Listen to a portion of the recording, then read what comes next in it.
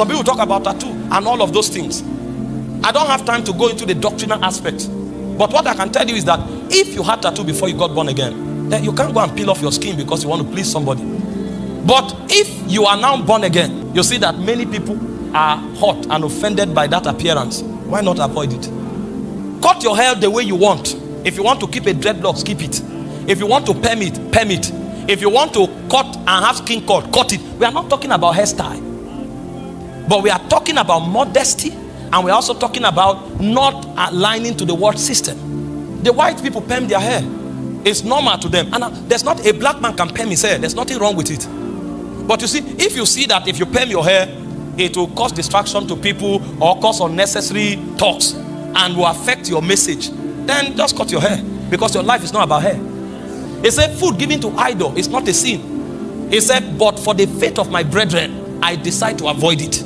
Because he's dealing with young people who are not mature. However, if these people follow you and you can teach them and bring them to that level of maturity, you can enjoy yourself. Don't put any law on yourself that God is not putting. But if you are a genuine minister, your goal is to model God, and because of that you have regard for modesty. Some people talk about tattoo and all of those things. I don't have time to go into the doctrinal aspect.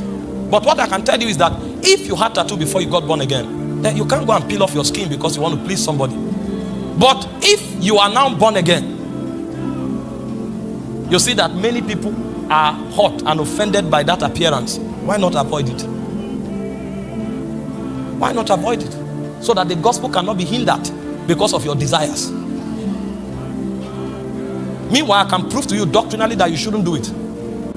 But that's not my message. I can show you doctrinally that you shouldn't do it. I hear people bringing lame conversations like you are imprinted in the hand of God, and Jesus had a mark in his hand. I said, what kind of door talk is that?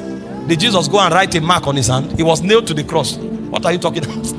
Well, when people have appetite. But that's not where I'm going. And I'm not attacking anybody that has it. Some people had it before they got born again. And of course, so. And God is using it because he's sending them to those who have it. And because they see, they can receive them. So I'm saying this thing so that you understand that this is not about scrutinizing and segregating or attacking. That's not the idea. But you see, you in modeling the ways of God, have regard for modesty. So that your unrestrained tendencies should not be the reason why the word of God begins to suffer. A minister models the virtues of God and reveals the ways of God. So when people see you do things, they should know, okay, that's how God does things. That's how Moses lived his life.